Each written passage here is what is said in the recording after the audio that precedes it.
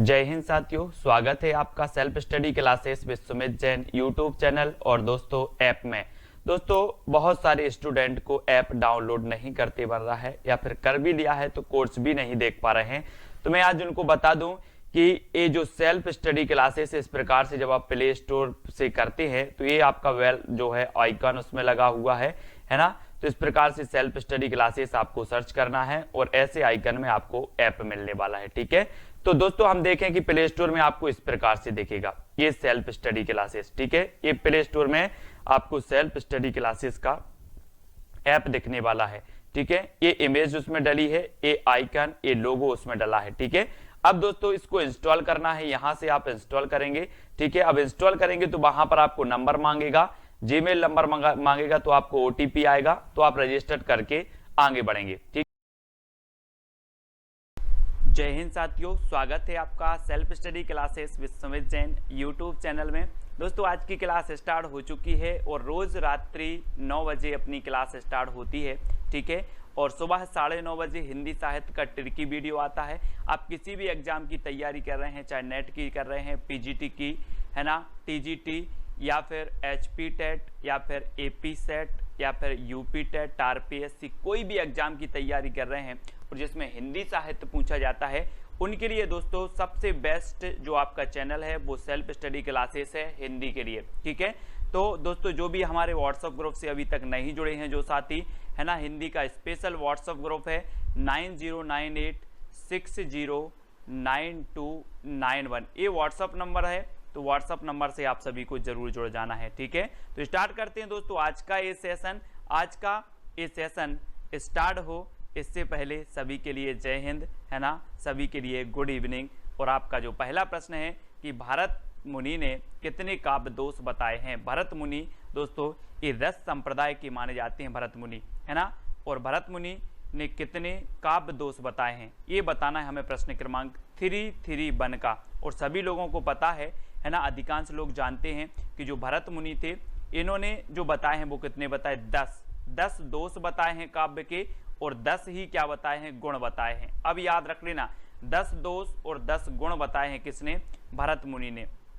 ठीक है, ये चीज सभी लोग याद रखेंगे। रस संप्रदाय के प्रवर्तक माने जाते हैं भरत मुनि है ना। आशु गोंडवाल जी ये हमारी नए ज्वाइन मेंबर हैं है ना, आशु गोंडवाल जी, इनके लिए बहुत बहुत धन्यवाद। और इन्होंने ज्वाइन किया है चैनल के लिए, आप भी चैनल को ज्वाइन कर सकते हैं। ठीक है, छंद शास्त्र के आदि आचार्य हैं तो कौन है, पिंगल, बामन, भरत मुनि या फिर भामह। छंद शास्त्र के आदि आचार्य कौन माने जाते हैं, प्रश्न क्रमांक 332 का उत्तर हमें लिखना है दोस्तों। और आपने एक रचना पढ़ी होगी दोस्तों, छंदमाला। कौन सी, छंदमाला। और छंदों की माला हमें कहाँ पहननी है, केस में पहननी है। कहाँ पर, केस में छंदों की माला पहननी है, इसलिए केशवदास की रचना है छंदमाला। लेकिन आपसे कभी छंद शास्त्र पूछा जाए कि छंद शास्त्र के आदि आचार्य कौन है, तो वो माने जाते हैं पिंगल माने जाते हैं। ठीक है, याद रख लेना। रीति संप्रदाय के बामन है ना, और अलंकार संप्रदाय के भामह, और रस संप्रदाय के प्रवर्तक कौन है, भरत मुनि जी। ठीक है, इनको याद रखेंगे। अलंकारों का वर्गीकरण सर्वप्रथम किस आचार्य ने किया है, बहुत ही बढ़िया प्रश्न है दोस्तों। अलंकारों का वर्गीकरण सर्वप्रथम बताना है, मम्मट ने किया, भामह ने किया, बामन या फिर हेमचंद्र ने किया है। अब यहाँ कंफ्यूज नहीं होना है, यहाँ पर दो चीजें हैं सोनू सिंह जी की, जो अलंकार संप्रदाय के प्रवर्तक हैं तो कौन है, भामह हैं अलंकार संप्रदाय की, लेकिन जो सर्वप्रथम वर्गीकरण किया है वो किया है बामन ने। किसने किया है, बामन ने किया है। ये चीज याद रखनी है, यहाँ कंफ्यूज आप हो जाते हो और सीधे सीधे आपको पता होता है कि अलंकार संप्रदाय के प्रवर्तक तो भामह हैं, इसलिए अलंकारों का सर्वप्रथम जो वर्गीकरण किया होगा वो भी भामह ने किया होगा। लेकिन ये भामह यहाँ पर आपका सही नहीं है, उत्तर होगा बामन है ना। सर्वप्रथम वर्गीकरण किया था बामन ने है ना, और भामह अलंकार संप्रदाय के प्रवर्तक माने जाते हैं। तो आपका उत्तर बी नंबर बिल्कुल सही हो जाता है यहाँ पर। ठीक है, अगला क्वेश्चन आपको बताना है, अभिनव गुप्त की रस सूत्र व्याख्या का आधार क्या है। रस सूत्र व्याख्या का आधार बताना है, सांख्य दर्शन है, शैव दर्शन है, न्याय दर्शन है या फिर मीमांसा दर्शन है। आपको पता है दोस्तों कि न्याय दर्शन के जो कौन है, गौतमी माने जाते हैं, न्याय दर्शन के प्रवर्तक गौतमी हैं। मीमांसा दर्शन मैंने आपको याद करवाई थी कि मेरी मनसा है कि मुझे क्या मिल जाए, मनी मिल जाए, तो मीमांसा दर्शन के कौन है, जैमिनी माने जाते हैं। और आपको अभिनव गुप्त की जो रससूत्र व्याख्या का आधार माना जाता है वो क्या माना जाता है, वो माना जाता है शैव दर्शन। शैव दर्शन यानी कि आपका सही उत्तर हो जाता है विकल्प नंबर सी नंबर, सा नंबर, ठीक है, विकल्प नंबर सा। अगला है आपका भरत मुनि ने कितने स्थायी भावों का उल्लेख किया है दोस्तों, उल्लेख बताना है दोस्तों, 4 विकल्प हैं। और आंसू गोडवाल जी ने दोस्तों डायमंड प्लान खरीदा है। डायमंड प्लान यानी कि 299 रुपये करके इन्होंने डायमंड प्लान खरीद लिया और ये मेंबर बनी है, ठीक है, चैनल की ज्वाइन मेंबर हैं, बहुत ही बढ़िया। और भरत मुनि ने कितने स्थायी भावों का उल्लेख किया है दोस्तों, जब आपको पता है कि जो रसों की संख्या भरत मुनि ने 8 बताई है तो स्थायी भाव 9 तो नहीं बताएंगे, कितने बताएंगे, 8 ही बताएंगे। तो 8 स्थायी भावों की इन्होंने चर्चा की है, यानी बी नंबर आपका बिल्कुल सही हो जाता है।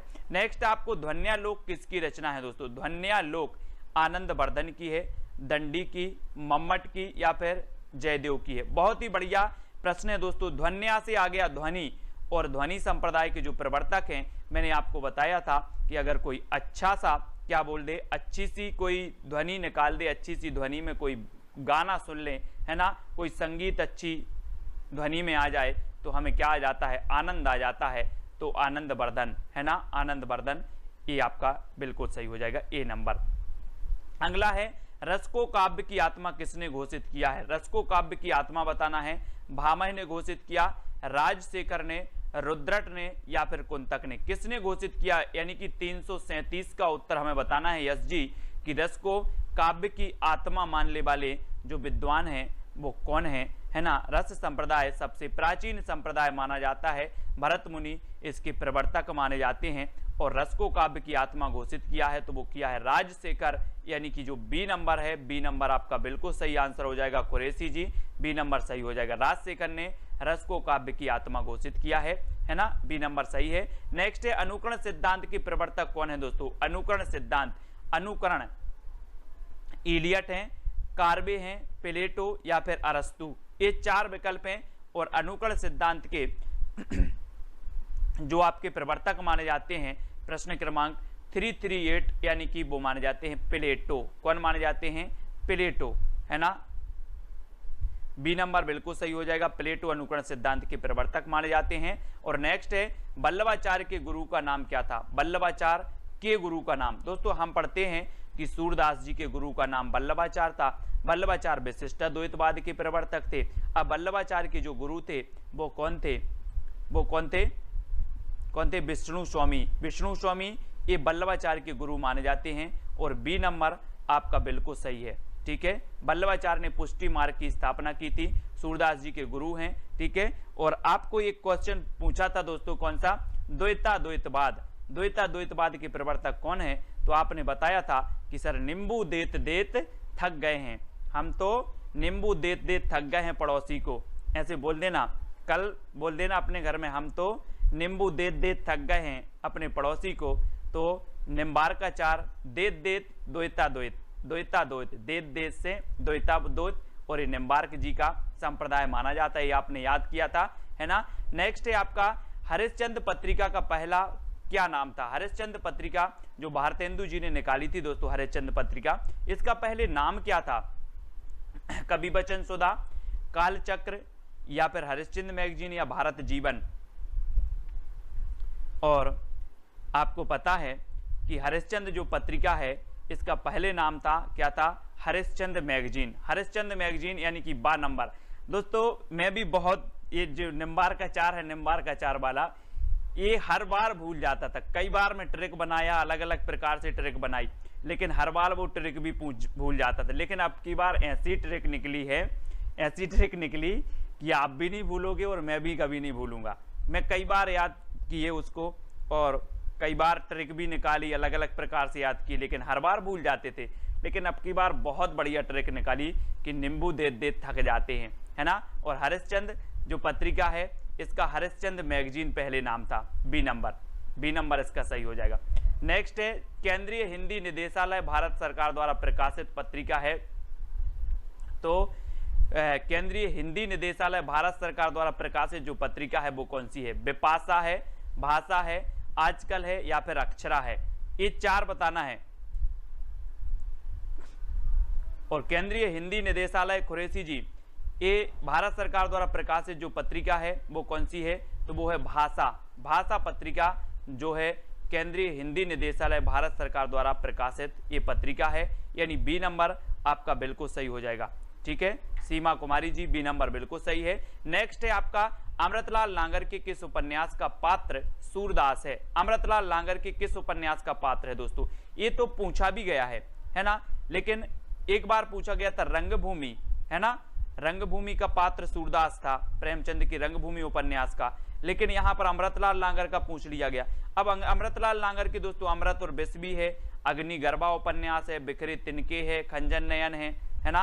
और दोस्तों आपको पता है कि खंजन नयन में सूरदास की जीवन से संबंधित है खंजन नयन, और इसका जो पात्र है वो कौन है, सूरदास है। सूरदास यानी बी नंबर इसका बिल्कुल सही हो जाएगा, बी नंबर। ठीक है, खुशी शर्मा जी, बी नंबर बिल्कुल सही है। नेक्स्ट आपको बताना है दोस्तों, यहाँ पर हिंदी साहित्य का फिर अपन शुरुआत कर लेते हैं। डॉक्टर रामकुमार वर्मा ने संधि काल के अंतर्गत किस साहित्य का विवेचन किया है, किस साहित्य का विवेचन किया, यानी कि 343 का उत्तर नाथ साहित्य का किया है ना, जैन साहित्य का, सिद्ध जैन साहित्य या लौकिक साहित्य, संधि काल के अंतर्गत, यानी कि 343 का उत्तर। डॉक्टर रामकुमार वर्मा ने जो इन्होंने दोस्तों माना था संधि काल, जो प्रारंभिक इन्होंने काल माना था, और इन्होंने संधि काल के अंतर्गत किस साहित्य का विवेचन किया था, ये चीज हमें बताना है। और हाँ, मानस का हंस तुलसी से संबंधित है, वेरी गुड खुशबू सोनी जी। ये इन्होंने सिद्ध जैन साहित्य का विवेचन इन्होंने किया है संधि काल के अंतर्गत, और 3 नंबर यानी सी नंबर आपका बिल्कुल सही हो जाता है इसमें, सी नंबर। ठीक है, सिद्ध साहित्य और जैन साहित्य। और जैन साहित्य में आपको पता है दोस्तों एक रचना आती है कौन सी, श्रावकाचार। श्रावकाचार ये जैन साहित्य से संबंधित है, और श्रावकाचार ये 933 इसका रचना काल है, और देवसेन इसके रचनाकार हैं, और हिंदी की प्रथम रचना भी यही मानी जाती है श्रावकाचार। ठीक है, और सिद्ध साहित्य में आपको पता है कि सरहपा सिद्ध साहित्य से संबंधित हैं, दोहा कोश उनकी रचना है, और सरहपा को राहुल सांकृत्यायन ने हिंदी का प्रथम कवि माना है ना। और हजारी प्रसाद द्विवेदी ने हिंदी का प्रथम कवि किसे माना है, ये चीज आपको बतानी है। तो सरहपा को, अब्दुल रहमान को, गंग कवि या फिर पुष्पदंत को। तो 344 का उत्तर हमें लिखना है यहाँ पर। आचार्य हजारी प्रसाद द्विवेदी ने हिंदी का प्रथम कवि किसे माना है, और वो माना है दोस्तों किसने, किसे माना है, हजारी प्रसाद द्विवेदी ने। मैं आपको बता दूं कि जो रामकुमार वर्मा है, रामकुमार वर्मा ने स्वयंभू को माना हिंदी का प्रथम कवि, है ना, लेकिन हजारी प्रसाद द्विवेदी ने माना किसको, अब्दुल रहमान को। अब्दुल रहमान, इनकी एक रचना है संदेश रासक, है ना। हम बोलते हैं इसको कैसे याद रखते हैं दोस्तों, मैंने आपको याद करवाया था कि संदेश भेजना अब दूर नहीं है, अब दूर नहीं है संदेश भेजना। और दोस्तों अब तो लोग हजारों संदेश भेज देते हैं, 1 मिनट में हजारों संदेश भेज देते हैं, है ना। संदेश भेजना दूर नहीं है, तो इसके लेखक अब्दुल रहमान, और दोस्तों 1 मिनट में हजारों संदेश भेज देते हैं, तो हजारी प्रसाद ने अब्दुल रहमान को प्रथम कवि माना। तो इसको ऐसे रिलेट करके ऐसे पहुंच जाओ हजारी प्रसाद द्विवेदी पर, यानी बी नंबर आपका बिल्कुल सही होगा। ठीक है, निकिता तनवर जी। अगला है सिद्धों की साधना में शून्य का पूरक तत्व है, तो क्या है, वज्र है, अग्नि है, ज्ञान या फिर चित्र है। सिद्धों की साधना में शून्य का पूरक तत्व क्या माना जाता है, प्रश्न क्रमांक 345। और 345 में आपको पता है दोस्तों, सभी लोग लाइक जरूर किया करें, बहुत सारे लोग देखते हैं लाइक बहुत कम होता है ना। और सिद्धों की साधना में जो है शून्य का पूरक तत्व क्या है, तो वो है ज्ञान। क्या है, ज्ञान, यानी कि 3 नंबर आपका सही होगा, शून्य का पूरक तत्व माना जाता है ज्ञान, सी नंबर सही है। ठीक है, सहस्रा जी, सीमा जी। अगला आपको बताना है कि विद्यापति ने कीर्ति लता की रचना किस भाषा में की है, किस भाषा में की विद्यापति। और आपको ये मैथिल कोकिल कहा जाता है विद्यापति को, है ना। कविता सिंह जी, विद्यापति को मैथिल कोकिल कहा जाता है। ठीक है, और दोस्तों आपको पता होगा कि इनकी कौन कौन सी रचना है, हम कई बार आपको बताते हैं, पद, है ना, लता और पताका, ये तो अधिकांश लोगों को सभी को पता है। ठीक है, लेकिन आपको याद रख लेना है कि जो पदावली है वो मैथिली भाषा में है, लेकिन जो कीर्ति लता और कीर्ति पताका है, ये दोनों ही रचनाएं जो हैं किसमें हैं, अबहट्ट में है ना। तो आपका उत्तर क्या हो जाएगा, अबहट्ट। याद रख लेना, इनकी जो है पदावली काय में है, मैथिली भाषा में है, लेकिन कीर्तिलता और कीर्ति पताका ये अवहट्ट भाषा में है। ठीक है, विद्यापति जी की, मैथिल कोकिल इन्हें कहा जाता है, मैथिल कोकिल विद्यापति, है ना। अगला है संदेश रासक की रचना विधा क्या है। संदेश रासक अब्दुल रहमान की रचना है। अब्दुल रहमान को हजारी प्रसाद द्विवेदी ने हिंदी का प्रथम कवि माना, लेकिन इसका जो रचना विधा है वो कौन सी है? खंड काव्य है, महाकाव्य है, आख्यानक गीति है या फिर गीति काव्य है? ऐसा भी क्वेश्चन आपसे पूछा जा सकता है।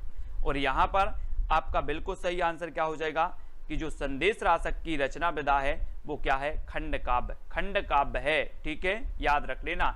और दोस्तों आप हजारों संदेश कई खंडों में भेजते हो, आप हजारों संदेश कई खंडों में भेजते हो। हजारों से बनेगा दोस्तों हजारी प्रसाद द्विवेदी, है ना। और हजारी प्रसाद द्विवेदी ने अब्दुल रहमान को प्रथम कवि माना और इनकी रचना है संदेश रासक, है ना। और संदेश रासक दोस्तों आपको पता है एक खंड काव्य है, खंड काव्य। तो आप याद रख लेना कि जो हजारों संदेश हैं अब हम कई खंड में भेजते हैं, तो संदेश रासक का काव्य रूप खंड काव्य हो जाएगा, है ना। अब्दुल रहमान की रचना, और हजारी प्रसाद द्विवेदी ने अब्दुल रहमान को हिंदी का प्रथम कवि माना। तो इतनी चीजें आपको यहीं से और याद हो जाती हैं, बिल्कुल सरल रूप में याद हो जाती हैं। मिश्र बंधु विनोद में हिंदी साहित्य के इतिहास को कितने कालों में विभाजित किया गया? दोस्तों मिश्र बंधु विनोद में बताना है कितने कालों में विभाजित किया गया।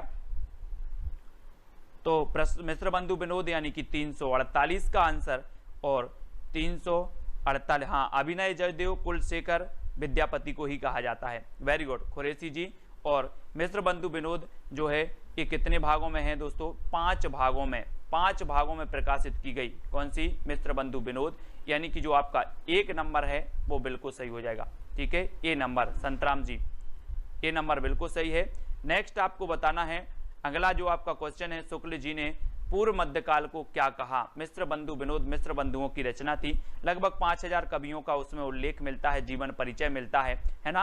और शुक्ल जी ने पूर्व मध्यकाल को कहा है, तो क्या कहा है? पूर्व मध्यकाल और उत्तर मध्यकाल। इन्होंने दोस्तों भक्ति काल को 2 भागों में बांटा, उत्तर मध्यकाल को 2 भागों में बांटा, उत्तर मध्यकाल और पूर्व मध्यकाल। उत्तर मध्यकाल यानी कि दोस्तों आपका रीतिकाल, और पूर्व मध्यकाल यानी कि भक्ति काल, है ना। तो पूर्व मध्यकाल को जो कहा वो क्या कहा? भक्ति काल कहा। भक्ति काल यानी कि जो 1 नंबर है वो सही हो जाता है। ठीक है, भक्ति काल यानी कि दोस्तों आपका जो 1375 से 1700 का काल था वो भक्ति काल था, है ना। 1700 के बाद रीति काल आपका आया था, है ना। तो याद रख लेना भक्ति काल यानी कि दोस्तों संत काव्य धारा, राम काव्य धारा, कृष्ण काव्य धारा, ये सभी इससे संबंधित है, भक्ति काल से संबंधित। और भक्ति काल की मैंने टॉप 20 रचनाएं की ट्रिकी वीडियो आप तक प्रेषित किया है, वो भी आपको देखना है, भक्ति काल वाला। ठीक है, भक्ति काल का मैंने किया है 20 रचनाएं, आदिकाल की 20 रचनाओं वाला हो गया, है ना। रीतिकाल की टॉप 20 रचनाएं हो गई हैं, और भारतेंदु युग की भी टॉप 20 रचनाएं आज हो गई। आज हम द्विवेदी युग की टॉप 20 रचनाओं के बारे में चर्चा करेंगे, मतलब कल सुबह 9:30 बजे। ठीक है, नेक्स्ट है हिंदी साहित्य का इतिहास दर्शन नामक ग्रंथ के लेखक कौन है? डॉक्टर नलिन बिलोचन शर्मा, डॉक्टर नामवार से, डॉक्टर विनय मोहन, या इनमें से कोई नहीं। हिंदी साहित्य का इतिहास दर्शन नामक जो ग्रंथ है इसके लेखक कौन है? इसके लेखक बताना है। डॉक्टर नलिन बिलोचन शर्मा है, डॉक्टर नामवार से हैं। हिंदी साहित्य का इतिहास दर्शन, तो अधिकांश लोगों को पता है कि इतिहास का दर्शन हम कैसे करेंगे? लोचन से करेंगे, लोचन से। तो लोचन से करेंगे तो बिलोचन, बिलोचन, है ना, डॉक्टर नलिन बिलोचन। तो ये नंबर आपका बिल्कुल सही हो जाता है, ए नंबर। नेक्स्ट आपको बताना शुक्ल जी के कालों के नामकरण का आधार क्या है? परंपरा है, प्रवृत्ति है, प्रमुख ग्रंथ हैं, या इनमें से कोई नहीं है। ठीक है, और जो भी साथी विवेक शंकर जी की बुक खरीदना चाहते हैं हिंदी साहित्य की, वो विवेक शंकर की बुक जरूर खरीदें। हिंदी साहित्य की बढ़िया बुक है, कुछ लोगों ने खरीद ली है, उनने हमें भेजे भी हैं प्रश्न कि सर अच्छी लगी बुक, है ना। उनने कुछ फोटो खींच के भी भेजे हैं कि सर इस प्रकार की बुक है और बड़ी अच्छी बुक है ना। शुक्ल जी के कालों का नामकरण का आधार जो थी वो क्या थी? प्रवृत्ति। प्रवृत्ति के आधार पर इन्होंने 12 ग्रंथों को आधार मानकर वीर काव्य, जो वीर गाथा काल नाम दिया था, वो 12 रचनाओं को मानकर किया था। लेकिन इन्होंने सभी, चाहे वो रीति काल हो, भक्ति काल हो, चाहे आपका आदि काल हो, सभी को की जो है प्रवृत्तियों के आधार पर नामकरण किया था, यानी विकल्प नंबर जो बी है वो बिल्कुल सही हो जाता है। ठीक है, आदि काल को चारण काल नाम किसने दिया है दोस्तों? 352 का उत्तर बताना है, बिल्कुल सरल क्वेश्चन है आज के। डॉक्टर नगेंद्र, राम कुमार वर्मा, मिश्र बंधु, या इनमें से कोई नहीं।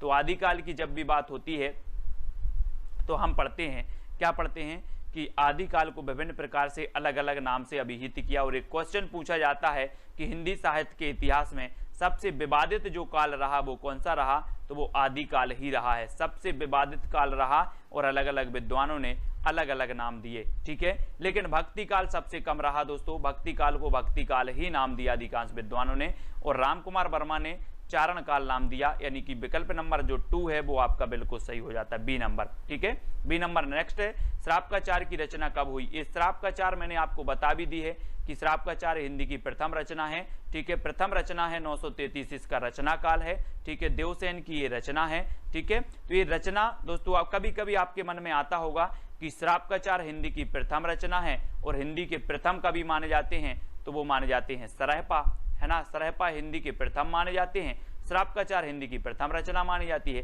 तो यहाँ पर आपको कभी कभी डाउट होने लगता होगा कि ये कैसा सिस्टम है यार, है ना, लेकिन ये आपको सोचना है कि इन्होंने हिंदी का प्रयोग किया है, इन्होंने हिंदी की रचना नहीं की सबसे पहले, है ना, इन्होंने हिंदी का सर्वप्रथम प्रयोग किया है, ठीक है। लेकिन जो देवसेन साहब हैं इन्होंने हिंदी की रचना ही लिख दी सबसे पहले, ठीक है। देवसेन ने हिंदी की रचना लिख दी और सरहपा ने हिंदी का प्रयोग किया है, इन्होंने कोई रचना नहीं लिखी हिंदी में सर्वप्रथम, है ना। इसलिए श्रापकाचार्य हिंदी की प्रथम रचना और सरहपा हिंदी के प्रथम जो है लेखक कवि माने जाते हैं, ठीक है। और श्रापकाचार्य इन 933 ईस्वी इसका रचना काल है, यानी बी नंबर आपका बिल्कुल सही हो जाता है, ठीक है। आलाखंड के रचयिता कौन है दोस्तों।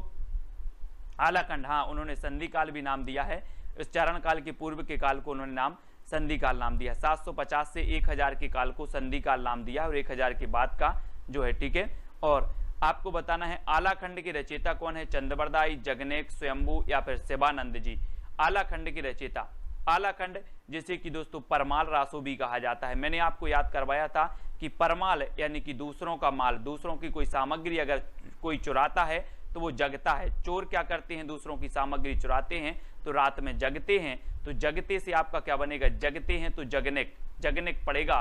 और आला दोस्तों आपको पता होगा कि गाँव में आला पढ़ते हैं, आला पढ़ते हैं रात रात जगकर, रात रात जगकर लोग आला पढ़ते हैं, तो जगकर पढ़ते हैं तो जगनेक, ठीक है, याद रख लेना। और इस जग में आला का बहुत प्रताप है दोस्तों, आला का, ठीक है। अगला आपको बताना है भविष्यत कहा के रचनाकार कौन है। भविष्यत कहा अब्दुल रहमान, रहीम, धनपाल या फिर स्वयंभू। भविष्यत कहा ये हमने कल ही रचना कल भी पढ़ी थी कि भविष्य में हमें धन की चिंता होती है, भविष्य के लिए हम धन का संग्रह करते हैं, तो भविष्यत कहा कि रचनाकार कौन है, धनपाल। धनपाल हैं, अपभ्रंश के व्याकरणाचार्य भी माने जाते हैं, ठीक है ना। हेमचंद्र माने जाते हैं अपभ्रंश के, हेमचंद्र व्याकरणाचार्य माने जाते हैं। धनपाल की रचना है भविष्यत कहा, यानी 3 नंबर आपका यहाँ पर बिल्कुल सही हो जाता है, ठीक है, 3 नंबर। अगला क्वेश्चन है मिश्र बंधु 3 भाई में से नहीं है तो कौन नहीं है। दोस्तों मिश्र बंधु ये 3 भाई थे और तीनों जो भाई थे मिश्र बंधु नाम से लिखते थे, है ना। मिश्र बंधु विनोद इन्होंने ये रचना की है, 5 खंडों में प्रकाशित हुई मिश्र बंधु विनोद। और मिश्र बंधु विनोद में कौन नहीं है ये आपको बताना है। श्याम बिहारी मिश्र नहीं है, गणेश बिहारी मिश्र नहीं है, सुखदेव बिहारी मिश्र नहीं है या फिर कृष्ण बिहारी मिश्र नहीं है। तो ये 4 में से सही उत्तर क्या हो जाएगा, मधुराज जी, उत्तर हो जाएगा आपका 356 में कि कौन सी नहीं है, कृष्ण नहीं है, है ना। श्याम, गणेश, सुखदेव, मैंने आपको याद करवाया था, श्याम, गणेश, सुखदेव, सुखदेव, ये आपकी एक ट्रैक है मिश्र बंधुओं की। ये क्वेश्चन पूछा जाता है, श्याम, गणेश, सुखदेव, ऐसे याद कर लेना है, ठीक है। श्याम, गणेश, सुखदेव ये मिश्र बंधु हैं, ठीक है।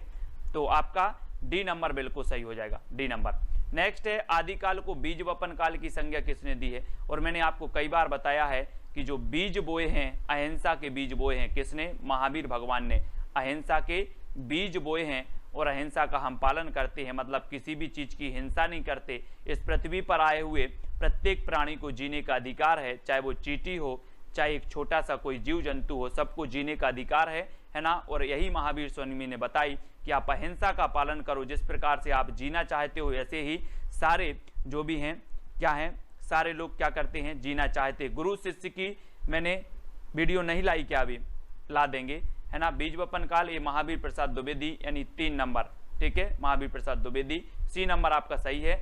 आदिकाल का मेघदूत किस रचना को कहा जाता है, किस रचना को कहा जाता है आदिकाल का मेघदूत। और मेघदूत आपको पता है दोस्तों, ये मेघदूत जो है कालिदास जी की रचना है मेघदूत, है ना, मेघों को दूत बनाकर भेजते हैं, मेघों को दूत बनाकर भेजते हैं, संदेशा भेजते हैं, है ना।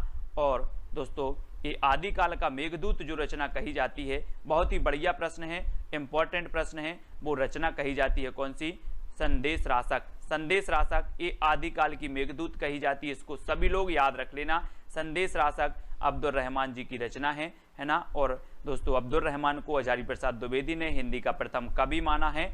और संदेश राशक ये खंड काव्य है और आदिकाल का मेघदूत भी इसे कहा जाता है, यानी कि जो आपका ए नंबर है वो बिल्कुल सही हो जाता है, ए नंबर। ठीक है, अब अगला क्वेश्चन आपको बताना है, आदिकाल काव्य रूढ़ियों एवं परंपराओं को समझने के लिए कौन सा ग्रंथ उपयोगी है? काव्य रूढ़ियों एवं परंपराओं को समझने के लिए बताना है कि कौन सा जो है ग्रंथ उपयोगी है। राउल बेल है, वर्ण रत्नाकर है, बसंत विलास है, या फिर प्राकृत पेंगलम है।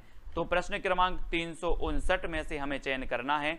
सुबह अपना 9:30 बजे टिर्की वीडियो होता है, कल आने वाला है द्विवेदी युग की टॉप 25 रचनाएं। टॉप 25 रचनाएं यानी कि टॉप आपको करवा रहे हैं जो एग्जाम में पूछी जाती हैं, है ना। तो टॉप 25 रचनाएं हैं। उसके बाद आपको पंक्तियां भी याद करवाएंगे इसी प्रकार से, भारतेंदु युग की पंक्तियां, है ना, भक्ति काल की पंक्तियां, रीति काल की पंक्तियां, अलग अलग पंक्तियां भी आपको महत्वपूर्ण करवाएंगे, है ना। और आदिकाल काव्य रूढ़ियों एवं परंपरा को समझने के लिए कौन सा ग्रंथ है? तो प्राकृत पेंगलम है। और ये प्राकृत पेंगलम पता है किसकी रचना है? ये लक्ष्मीधर की रचना मानी जाती है। ठीक है, तो याद रख लेना प्राकृत पेंगलम, यानी डी नंबर आपका बिल्कुल सही है। हिंदी साहित्य के आदिकाल को सिद्ध सामंत युग किसने कहा है? ये आपको कमेंट में लिखना है। ये आपका आज का चैलेंज प्रश्न है। और सभी लोगों को वीडियो को लाइक करना है दोस्तों, वीडियो को शेयर भी करना है। और जो भी साथी चैनल के ज्वाइन मेंबर बनना चाहते हैं, क्योंकि हिंदी साहित्य वालों के लिए दोस्तों ये सेल्फ स्टडी जो क्लासेस है, इससे बढ़कर कोई चैनल दे नहीं सकता है। हिंदी साहित्य वालों के लिए बहुत ही उपयोगी चीज़ें, हर एक चीज़ ट्रिक से याद करो, है ना, विस्तृत अध्ययन करो, विस्तृत अध्ययन भी आप करो। और दोस्तों टेस्ट सीरीज भी लो। आपको पता होगा जितने भी यूट्यूबर हैं वो क्या करते हैं, जो वीडियो चलता है जिसे सब लोग देखते हैं वो चीज़ बनाते हैं, लेकिन मैं ऐसा हूं कि आपके लिए क्या उपयोगी है ना, वो भी बनाता हूं। आपको पता है दोस्तों, जब मैं विस्तृत अध्ययन पढ़ाता था शाम की 4 बजे क्लास, है ना, लगभग 25 से 30 या 40 लोग देखते थे। तब भी आप प्लेलिस्ट में जाकर के देखेंगे, उपकार की बुक से बहुत अच्छे तरीके से पढ़ाया है। यानी कि हिंदी साहित्य में एक एक चीज आपकी चैनल पर उपलब्ध है। आप चैनल को जरा टटोलिए, प्लेलिस्ट में जाइए। एक 54 वीडियो की प्लेलिस्ट बनी है, 40 वीडियो की प्लेलिस्ट बनी है, अलग अलग प्लेलिस्ट बनी है पूरी हिंदी साहित्य की। तो आप पढ़ें और वीडियो को लाइक करें। और ये हिंदी ट्रिक वाली वीडियो भी आपकी बनी है, ट्रिकी वीडियो भी बनी है, इसकी प्लेलिस्ट है हिंदी साहित्य ट्रिक्स, तो वो वाली बनी है। और रात में जो अपनी ये टेस्ट सीरीज बनी, इसकी भी मैंने प्लेलिस्ट बना दी है। तो सभी लोग चैनल को सपोर्ट जरूर करें दोस्तों, है ना, वीडियो को लाइक और शेयर जरूर करें। आपका ट्रिकी वीडियो मैं कैसे बनाता हूं, कैसे ट्रिक निकालता हूं, अलग अलग प्रकार से कोई भी ट्रिक निकालने में एक समय लगता है ना, समय लगता है। और समय के बाद जब ट्रिक निकलती है फिर वीडियो आप तक प्रेषित किया जाता है। तो दोस्तों हम देखें कि प्ले स्टोर में आपको इस प्रकार से दिखेगा ये सेल्फ स्टडी क्लासेस। ठीक है, ये प्ले स्टोर में आपको सेल्फ स्टडी क्लासेस का ऐप दिखने वाला है। ठीक है, ये इमेज उसमें डली है, ये आइकन, ये लोगो उसमें डला है। ठीक है, अब दोस्तों इसको इंस्टॉल करना है, यहां से आप इंस्टॉल करेंगे। ठीक है, अब इंस्टॉल करेंगे तो वहां पर आपको नंबर मांगेगा, जीमेल नंबर मांगेगा, तो आपको ओटीपी आएगा, तो आप रजिस्टर करके आगे बढ़ेंगे। ठीक